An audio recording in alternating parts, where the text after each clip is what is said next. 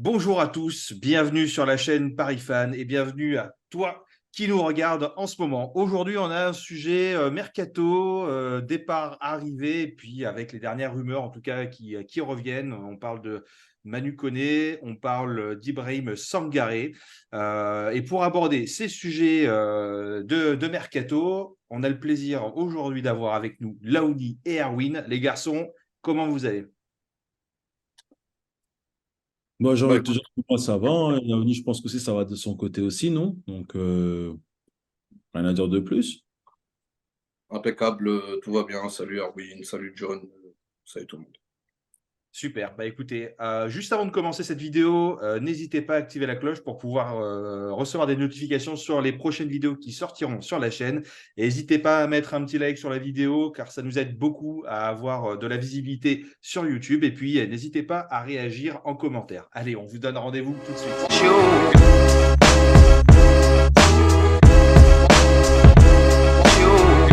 Des départs, des arrivées, des potentiels arrivées aussi. En départ, récemment, on a eu Paredes qui a signé pour 4 millions d'euros apparemment voilà, à l'AS Roma.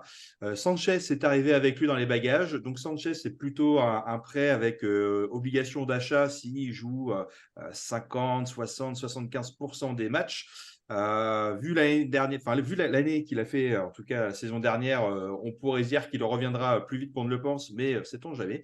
Et au niveau des arrivées, on a Kandingli, Endur, Ugarte, et on a vu aussi, alors c'est pas vraiment une arrivée, mais qui fait son arrivée un peu dans l'équipe première petit à petit, Ethan Mbappé. Aujourd'hui, on se retrouve avec un milieu, Wijnaldum, Verratti, Ruiz, Soler, Draxler, Garbi, Danilo, Noah Lemina, milieu offensif, Michu, Ugarte, Asensio, milieu offensif, numéro 10, ailier, mais Vitinha, Endur, Zaïre Emery, d'autres U19 aussi comme Ethan Mbappé et Sanchez qui est parti en prêt mais qui pourrait revenir. Ce à quoi on devrait peut-être rajouter en plus Manu Koné comme milieu central qui peut jouer aussi milieu offensif ou milieu défensif et Ibrahim Sangaré, milieu défensif, pur 6.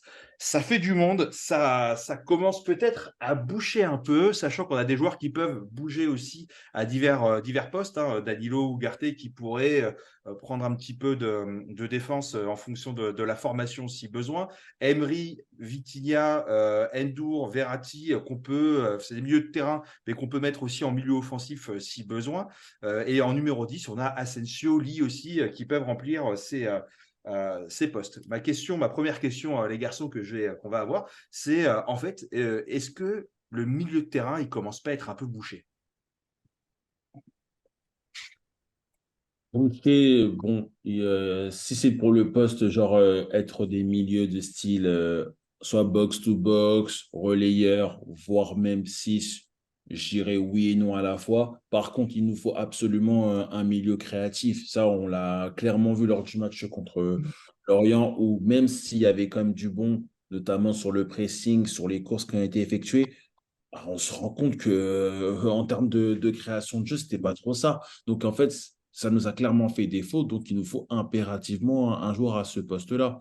Et comme on ne sait pas le truc avec Verratti, s'il va partir, s'il va rester ou quoi que ce soit, il nous faut clairement quelqu'un de ce niveau-là. Ensuite, moi, je passerai aussi pour un numéro 6 parce que bon, on dit toujours que Thiago Motta n'a toujours pas été remplacé.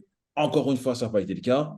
Même s'il y a Ugarte qui remplace un petit peu Matuidi, mais Thiago Motta n'a toujours pas été remplacé, donc ça, c'est un problème. Donc, en fait, ce sera ces deux postes-là qu'il faudra recruter plus particulièrement. Ouais, un meneur, en tout cas un créateur, ça c'est sûr. Après, on ne sait pas ce que ça va donner avec Marco, mais il faut essayer de trouver un profil en tout cas qui a le même sens. En tout cas, les deux pistes en tout cas qui sont évoquées sont carrées, comme tu l'as dit, Erwin, depuis Thiago, on l'a jamais remplacé, et Ibrahim Sangaré, je pense que ça peut être une bonne alternative parce que c'est un 6. Après, Koné pour remplacer Marco Verratti, mais alors là, jamais de la vie, ça c'est clair et net. Après, je ne sais pas, tout dépend des pistes. Hein. Nous, à chaque fois, on ressort le joueur, c'est Barella. Après, est-ce que le PSG va essayer de se positionner sur d'autres joueurs? Et là, on a Koné sans carré. Sans carré, je le prendrai, mais en tout cas, pour finir, je prendrais pas Koné. Et je pense qu'à Paris, les milieux de terrain, certes, ils sont chargés. Après, les joueurs, à quel poste ils vont être utilisés et tout, ça, Mm. on ne sait pas. Mais en tout cas, c'est clair que c'est déjà bien fourni.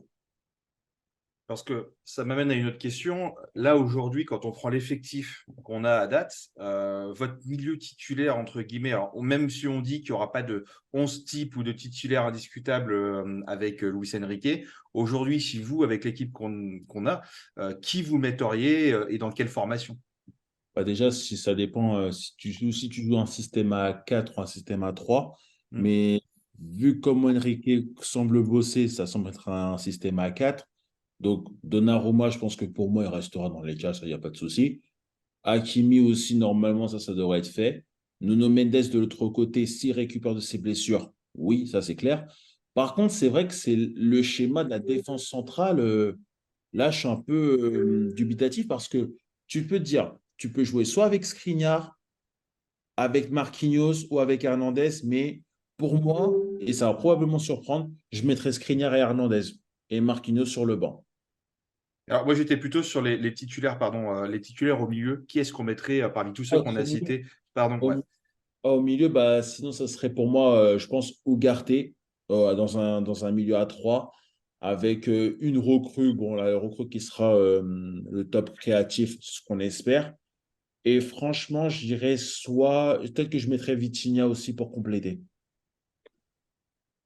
Voilà, ça c'est un véritable casse-tête. Moi, j'ai pas de milieu de terrain parce que je vois qu'il y a tout le monde aujourd'hui qui peut avoir sa chance et qui ont en tout cas un niveau aujourd'hui pour s'imposer dans l'équipe à Enrique. C'est des choix de riches, hein. Après, c'est aux gens de choisir leur préférentiel. Mais je veux en tout cas un milieu de terrain avec une bonne structure. Ugarte, déjà, oui, forcément, je le laisserai après.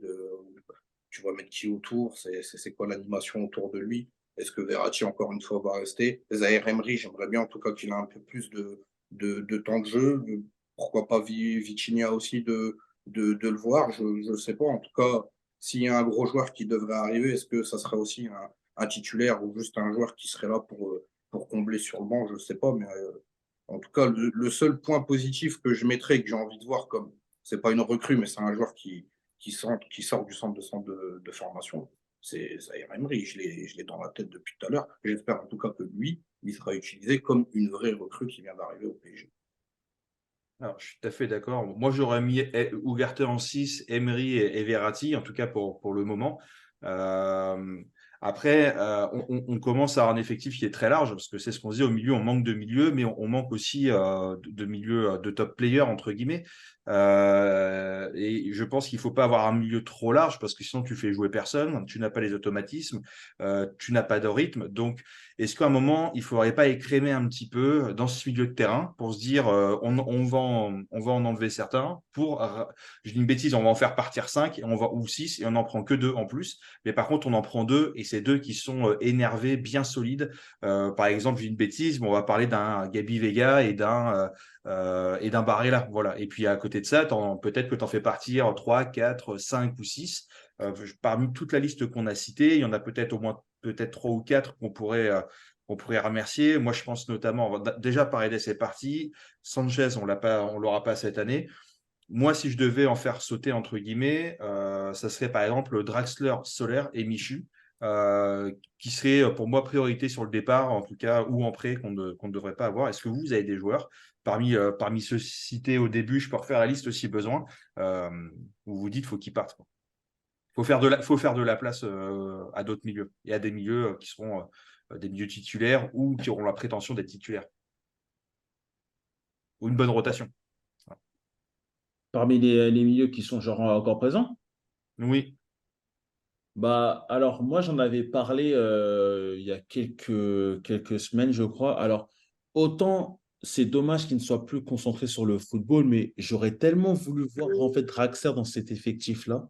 Je pense qu'il se serait relancé au milieu de terrain, surtout au vu du profil qu'il peut proposer pour Luis Enrique. Je pense qu'à mon avis, ça pourrait pu être un des joueurs, tu te dis, s'il avait la tête au football, je pense que je le conserverais. Maintenant, Draxler a la tête au football, faut y aller, quoi. Mais Ah, sinon, Lukaku aussi, bon, tu disais, tu disais? Je disais, ouais, mais pourquoi aussi il a plus la tête au football aussi? Bah aussi, parce que c'est vrai on l'a fait un peu bourlinguer partout. La vie parisienne, bon, voilà, il faut pas qu'on en parle. Mais D'ailleurs, il après, vient de pratiquer un énorme cambriolage aussi. hmm, Mm. J'avoue, la vie parisienne, ouais, c'est c'est pas pas. forcément mon truc. Donc, il y a ça. Et puis après, bon, il y a, comme tu l'avais dit aussi, qu'avec Paredes et Renato Sanches aussi qui sont partis. Je crois qu'il y a encore Wijnaldum qui est là, mais je crois qu'il a Ouais. toujours pas d'offre de mémoire. Donc, et en Non, plus, mais la plupart de ces indésirables, surtout au milieu de terrain, ils sont tous fin de contrat à la fin de la saison, je crois, hein. Donc, ils peuvent même pas être prêtés. Donc, tu es obligé de bah, soit de te faire un truc avec eux, genre essayer de les faire jouer, même pourquoi pas, ou voir les vendre définitivement. Mais le problème, c'est qu'il n'y mm. a aucune offre. Bah, Wijnaldum, Verratti, c'est peut-être ceux qui pourraient partir le plus facilement, entre guillemets, parce que Wijnaldum, il représente quand même quelque chose, et en Arabie Saoudite, il aurait une cote intéressante. Verratti aussi, et puis de toute façon, aujourd'hui, c'est pas un secret de polichinelle, hein, c'est des choses qui sont avérées, mais c'est pas forcément moi la personne que je ferais partir en priorité, en tout cas. Voilà, mais bon, Wijnaldum, Verratti, Ruiz, Soler, Draxler, Garbi, Danilo, Lemina, Michu, Ugarte, Asensio, Vitinha, Endur, Zaïre Emery, Ethan Mbappé, voilà, ce à quoi en plus, voilà, il faudrait rajouter, comme on disait tout à l'heure, Manu Koné et Sangaré. On ne perdrait pas au change. Je pense que c'est des très bons joueurs. Et d'ailleurs, j'aimerais bien votre avis sur ces deux joueurs. Un qui évolue en Bundesliga et l'autre qui est en Eurodivisie, si je ne dis pas de Au bêtises. PSV Eindhoven. Ouais, Alors, exact. Manu Koné, je le connais pas vraiment, parce que je regardais pas forcément le Borussia Mönchengladbach, mais autant C'est Ibrahim dommage. Sangaré, je le connais parfaitement parce que bon, d'origine ivoirienne, je le vois surtout avec la sélection, donc je vois un peu le genre de joueur que c'est. Les Et deux sinon, Ivoiriens. voilà. Bien joué.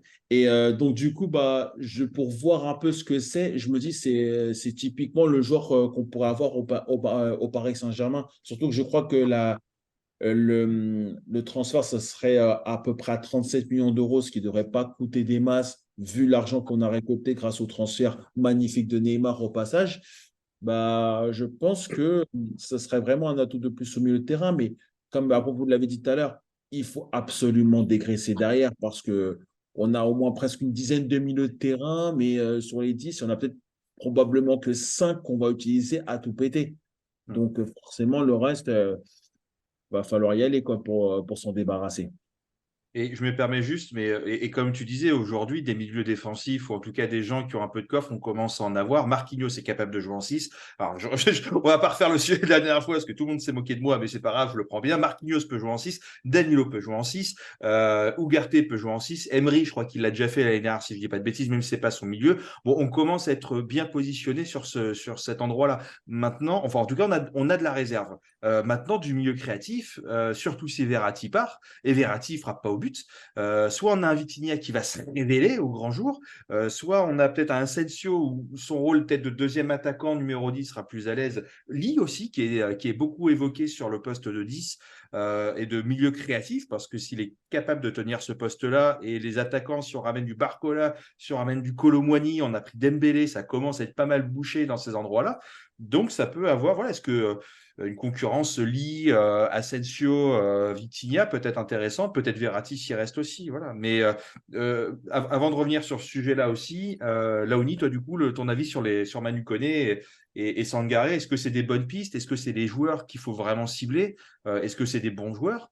Et en fait, est-ce que, je vais dire une bêtise, hein, attention, mais est-ce qu'un Manu Koné vaut aussi bien qu'un Vitinha, qu'un je sais pas moi, qu'un Ruiz ou qu'un Michu même, par exemple, qui a pas fait des saisons extraordinaires jusqu'à là, mais qui avait un beau potentiel avant de partir de chez nous.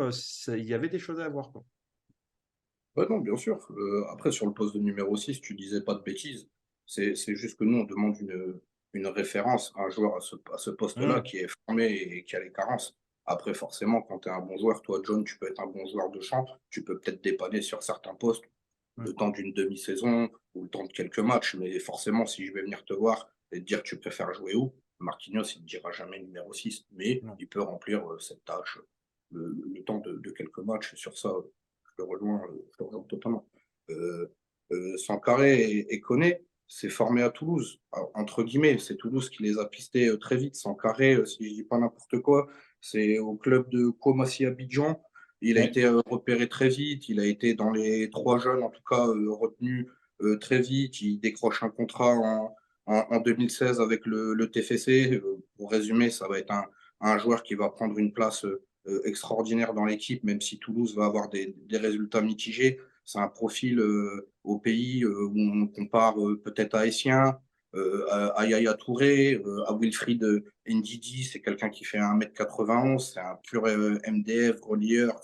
C'est quelqu'un qui peut être chewing-gum sur le joueur. C'est un droitier aussi. C'est quelqu'un aussi qui est capable, devant le but, de mettre quelques pions, même si ce n'est pas son point fort, bien évidemment. En tout cas, c'est sur quelqu'un sur qui, en tout cas, j'irai m'appuyer. C'est quelqu'un aussi qui est capable de envoyer 25, 30, voire même un peu plus, une trentaine de matchs, en tout cas dans la saison. C'est en tout cas un profil en plus d'1,91 m, hein, c'est une tour de contrôle aussi. C'est quelqu'un de très intéressant. Koné, c'est un joueur un peu plus offensif aussi, un franco-ivoirien, si je ne dis pas de conneries, il a pris la Oui, sélection aussi. française. Pareil aussi, hein, qui a été dégainé par Toulouse. Et ce qui tombe en plus très bien, c'est une fois que Sankaré, qui est parti du côté du PSV Eindhoven, eh ben, c'est notre ami Koné qui a pris sa place. Alors, il a fait une dernière apparition en 2018-2019, fin de saison. Il a eu un peu plus de temps de jeu vu que Sankaré, après, il est parti. Puis après, on sait que la filière en Allemagne, avec les joueurs formés en France, et notamment ces profils-là, ils en raffolent. Et c'est vrai que ça peut être en tout cas une vraie plus-value. Il a 25 ans, Sankaré, 22 ans, Manu Koné. Ça peut être une bonne pioche. Après, moi, ce qui m'inquiète juste un peu, c'est que c'est les copains à Mbappé. Et il est là le problème. Donc, si tu viens faire plaisir à Kylian Mbappé, comme je disais en off, en sachant que tu fais venir des gars qui vont fédérer autour de lui, en sachant que l'année prochaine, bah, t'es plus là, je vois pas trop bien le projet sportif. Mais pour revenir sur les postes, je pense que si on a peut-être un des deux réellement à prendre, je prends bien évidemment Brahim Sankaré qui a un profil très intéressant et qui manque, comme l'a dit Arwin, depuis Mouta. On n'a jamais trop remplacé ce poste-là, d'ailleurs, je comprends pas. Et Déjà, puis, je pense aussi qu'il y a, vas-y, il y vas-y, a pardon. un fait, quand même, un très important. Je trouve que ça, c'est un truc qui n'a pas été évoqué, et je parle pour l'ensemble des recrues, c'est que quand on regarde, à part Milan Skriniar, qui en a 29, la plupart, ils ont même pas, ils ont entre 18 et 29 ans, hein. Donc, c'est pas franchement des mecs qui sont tout vieux. Donc, tu te dis que si tu peux faire, tu arrives à bien les roder avec un entraîneur qui sait s'y faire avec les jeunes, bah, tu peux avoir une équipe cohérente au moins pour les 5 à 10 prochaines années. Donc, le nombre de fois où on critiquait le PSG de ne pas faire confiance aux jeunes, et bah, tu peux te faire limite une colonne vertébrale avec Donnarumma qui en a 23 ou 24, tu as Hakimi qui en a encore 23, 24 aussi, tu as Nuno Mendes qui en a à peine 20, tu as Zaire Emery qui en a même pas 19, comment ça s'appelle, Gonzalo Ramos 21. Donc, tu vois, tu as tout ça là. Tu peux dire, tu peux créer quelque chose de très intéressant avec ces recrues-là. Et pour le cas, moi, de Sangaré, bah, moi, c'est Sangaré matin, midi, soir. Après, moi, le seul souci, évidemment, ça, c'est une question vraiment personnelle, c'est de me dire qu'en janvier prochain, il y a la CAN. Et de se demander, en fait, en vrai, que, admettons qu'on prenne Sangaré et qu'il remplit vraiment à fond son rôle au milieu de terrain, et bah, le fait de passer de Sangaré à peut-être Ougarté dans un autre registre, est-ce qu'on n'aura pas une si grosse différence? C'est ça le truc que je m'inquiète. Et Ah, moi, il y a deux choses que je retiens juste, c'est que souvent on parle aussi d'avoir des cadres qui sont là pour vraiment piloter une ligne du terrain, donc d'avoir des cadres dans la défense, d'avoir des cadres dans l'attaque et d'avoir aussi des cadres au milieu. Et aujourd'hui, des cadres dans la défense, j'ai l'impression qu'on en a. Bon, même si Marquinhos est en perte, ça reste quand même un cadre. On a Danilo, on a Hernandez, on a Skriniar. Et en attaque, bon, on avait Neymar qui est parti, mais on a Dembélé qui reste un cadre aussi d'une équipe, voilà, qui est un joueur confirmé. On a Mbappé. Euh, Et je me dis aussi que là, on n'en a pas au milieu. Donc là, quand on parle de Manu Koné, de Sangaré, est-ce que c'est des personnes qui arriveront avec ces épaules de cadre? Parce que moi, là, comme dit Mbappé, hein, mais là, pour moi, ça ne veut rien dire. On peut en avoir 40, ne rien valoir. On peut en avoir 12 et être un jeune génie. Mais voilà, est-ce qu'aujourd'hui, ils ont les épaules pour pouvoir incarner ce côté cadre, structure et coffre, combativité, enfin tout ce que représente ce qu'on aimerait avoir à chaque ligne de poste. Et je me dis aussi une autre chose, c'est que c'est dingue, on revient au même sujet à chaque fois. Ces gens-là, c'est des mecs qui viennent de Ligue 1, qu'on n'est pas parti chercher. Et c'est toujours la même chose. On est incapable de sortir des joueurs de Ligue 1, de les ramener chez nous. On est obligé de les voir exploser ailleurs pour se dire, finalement, on va y retourner les chercher une fois qu'ils auront explosé et qu'ils vaudront 4, 5, 6, 7 fois le prix qu'on aurait pu, où on aurait pu les acheter. Rien que sur ce mercato, on en a au minimum 4 là, que j'ai en tête. Bernardo Silva, Kolo Muani qui était gratuit, Sangaré et Manu Koné. Déjà, rien que sur ce mercato où là, j'ai que ça en tête. Donc, c'est-à-dire que tous les ans, on a ce genre de machin. Et en fait, ces joueurs, est-ce qu'on n'aurait pas pu aller les chercher avant? Ah, mais c'est rédhibitoire. On peut aller à Lille, on peut aller prendre David Jonathan qui est encore là, qui est un crack. Raphaël Leao, par exemple, c'est pareil aussi. C'est ça le problème du Paris Saint-Germain, je pense. Mais c'est aussi le problème de tous les championnats. On aime ce qui vient de l'étranger. On aime ce qui vient, en tout cas en France, on aime beaucoup ce qui s'exporte. Alors c'est sûr, en Allemagne, en Angleterre, les championnats ils sont plus ronflants et les joueurs en plus ils ont cette mentalité à rester dans le championnat du pays, en sachant que les championnats en plus ils sont forts. Hier, il y avait un reportage sur l'équipe du soir où ils expliquaient est-ce que la Ligue 1 c'est un championnat de seconde zone ou pas. Je sais pas, je vais pas tacler la Ligue 1. En tout cas, heureusement qu'il y a le Paris Saint-Germain pour relever la barre. Mais aujourd'hui, si je me replace en tout cas sur certains joueurs, certes, il va faire la CAN, mais les Sud-Américains aussi, ils ont des compétitions avec leurs pays respectifs. Après, voilà, ça sera au PSG de bien gérer la gestion par rapport à ça. Pourquoi pas doubler ou tripler les postes? Je ne sais pas. Mais si en tout cas, il y a un coup à faire sur le mercato, sans carré, et en plus, si je dis pas de conneries, sur Transfer Market, il est évalué entre 10 et 15 millions d'euros. Donc, même si plus tard, ça ne se fait pas avec lui, Et on je crois pourrait que ça même le coûte à vendre 37 millions de mémoire, un truc comme ça. Ouais, 37 millions? Ah bah ouais, j'ai pas vu pareil alors. Ouais, Parce que je sais Sangaré, qu'il c'est a été 35. je crois C'est que j'ai vu 35, que mais je ouais, crois qu'il a une clause à 37. ouais, une clause à d'accord. Ah 30, bah autant c'est pour un truc moi. assez Parce exceptionnel. qu'il est parti pour 7 ou 9 millions au PSV. Ils font une plus-value qui est monstrueuse. Mais pour ce poste-là, j'en mange ma cravate, 30 millions d'euros pour 100 carrés. Je pense il les mérite amplement, je Bah, pense. Et à surtout ce qu'il y a le poste-là, en Bayern plus. qui est dessus apparemment. Et bon, en plus, comme on a en plus gagné quand même 110 millions de mémoire sur les 2, 3 derniers jours, tu te dis, bon, tant qu'à faire. Je lâche la balle sur ça. Je prends Sangaré et Barrella. Ok. Ça, c'est dit. Tu réponds un peu à la question que j'allais poser après. Enfin, on va arriver sur la dernière question, mais en gros, c'est si on devait privilégier des équipes pour le recrutement, qui est-ce que ça serait? Et Erwin, tu avais dit un milieu créatif tout à l'heure. Je te repasse la balle juste après. Mais du coup, Laouni, toi, tu disais Sangaré et Barrella, en gros, quoi. Ouais, je prends Sangaré et Barrella parce que je pense des milieux créatifs. Il y en a au Paris Saint-Germain. On en a toujours eu des joueurs qui sont capables de donner le tempo et de donner un sens au jeu. Après, il faut juste leur donner les clés, de leur mettre dans de bonnes conditions et avoir la confiance. Après, s'il faut aller chercher un vrai leader technique, entre guillemets, bah là, il va falloir poser les pions et vraiment cibler le joueur. Mais je pense que un 6 avec un Barrella à côté, je pense qu'on le dit depuis un bon moment, ça serait bien, en sachant qu'on attend encore peut-être Kolo Muani, on entend Barcola. Euh, pas de Cherki, s'il vous plaît, les gars. En tout cas, le mercato, le 31 août, il va être agité. Mais je prendrai Ouais. ces deux gars pour faire la passe Et à Erwin. Cherki va venir pour remplacer Neymar, tu sais, hein. C'est qualité. C'est On surtout rigole, que. on rigole, on rigole. Attention, c'est Non, ce qui mais se on dit, mais rigole. on plaisante, on n'est pas pour ça. Non, Et mais on Erwin, rigole. ouais. Mais il y a Cherki a des chances qu'il vienne au Paris Saint-Germain. Bon, apparemment, là, ça a été un peu refroidi, mais pour deux autres raisons. Un, vous avez cité tout à l'heure, c'est un très bon pote à Mbappé. Et de deux, et ça, c'est un fait quand même non pas indéniable, c'est qu'il a rejoint l'agence de la mère Ouais. d'Mbappé. Donc, on parlait justement du cas Jorge Mendes, etc. au Paris Saint-Germain. Il y en a un L'agence deuxième. de Mbappé, il va falloir en parler très sérieusement. Mais après, moi, si on me demande, c'est que. Alors, moi, il y a un joueur, alors je sais pas pourquoi on me parle beaucoup de lui. C'est le joueur qui joue au Bayer Leverkusen, là, je crois que c'est Vrijts, un truc comme ça. On me parle beaucoup de lui pour être créatif. Donc, je me suis dit, bon, pourquoi pas. Après, moi, j'avais pensé surtout à Lucas Paqueta, mais bon, vu que Manchester City va aller dessus, ça va être un petit peu compliqué. Et il va falloir un peu cracher les sous.